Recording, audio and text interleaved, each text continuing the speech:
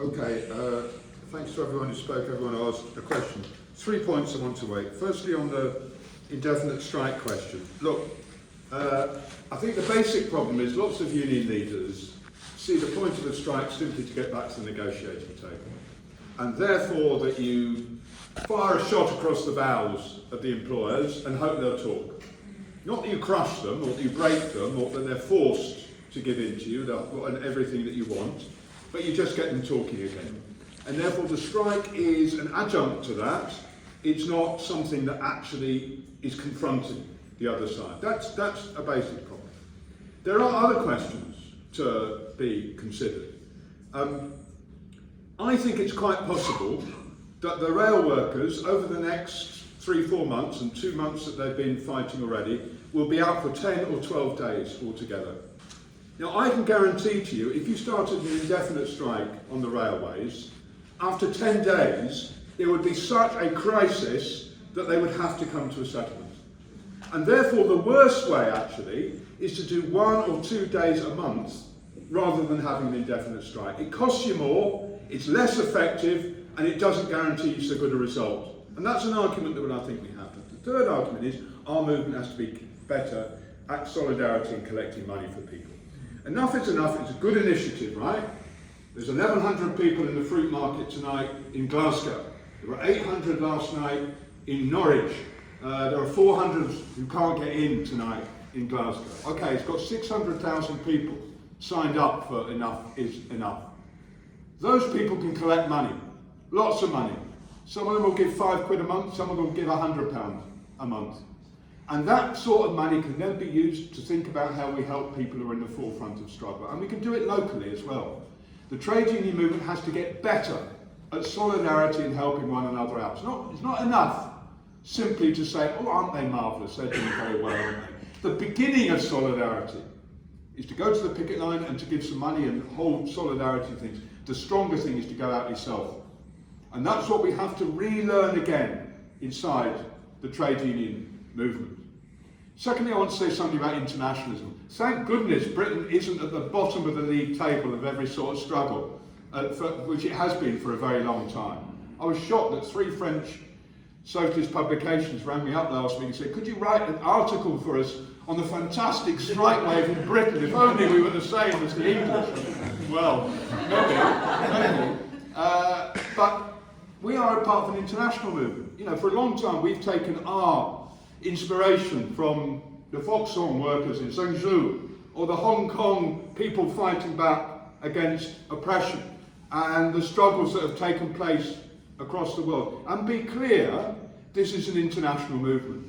Everywhere you look, people are facing the same whip of the rise in the cost of living, the rise in the prices, the rise in inflation, and either they fight or they go under. And this is a question in Britain, it's a question across the whole of the world. And therefore we have to see ourselves as in the same trench as our sisters and brothers in other parts of the world who are fighting back and take an interest in their struggles, just as I take an interest in what's happening in the revolution in Sudan, because we have to understand that when we talk about fundamental change and revolution, we can't just talk about the Paris Commune of 1871 or the Russian Revolution of 1917. We also have to talk about the examples of revolution that are taking place now in a country like Sudan. A third point, and it's linked to that question of internationalism, is when there is social crisis, and even when there's struggle, it's not inevitable that the left win out. Look in France, much higher level of struggle than in Britain. But who were the 2 contenders in the recent presidential election? Emmanuel Macron, hard neoliberal, and Marine Le Pen of the Rassemblement National, the National Rally, a fascist. In 2 weeks' time, just over 2 weeks' time, there is the Italian election. Who's going to win on the polls? Giorgia Meloni, who draws her inspiration from the party of the dictator Mussolini, the fascist, in the 1920s, in alliance with Salvini, the nastiest element apart from Meloni, over the question of migration and attacks on workers' rights.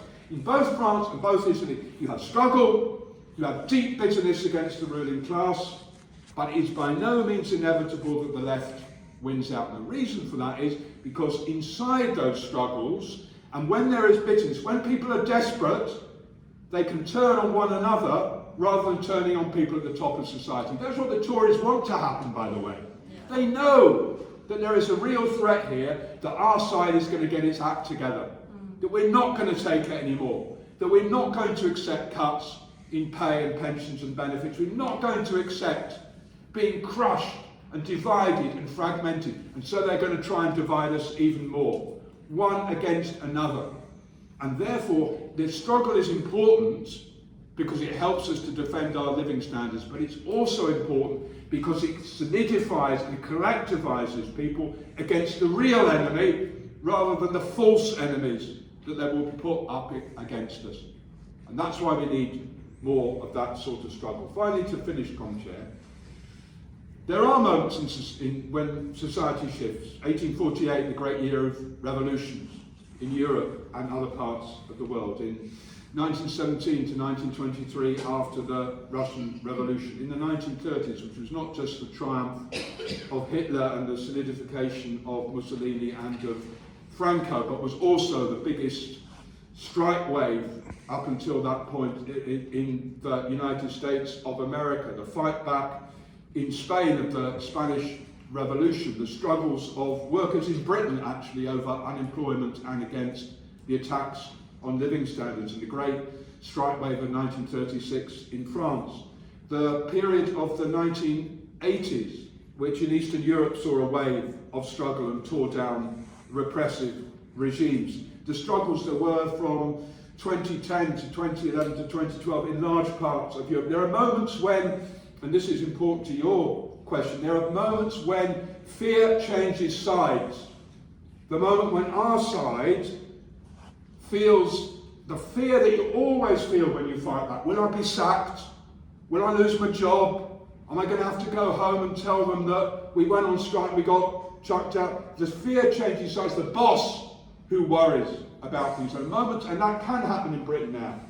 But it's not inevitable that it happens, and we need people who are gathering together in places like this to discuss and argue with one another, but we need political organisation as well. We need to strike tomorrow on the Royal Mail picket lines. We need to be on those picket lines. We need to argue how we're going to get a bigger level of struggles and meld it together with fighting over climate chaos, over anti-racism, against everything that divides us, over the fighting for women's rights, fighting for LGBT plus rights, fighting on all those different questions around the spine of working class strength and working class power. That's what we're working class. If you're not a member, please join.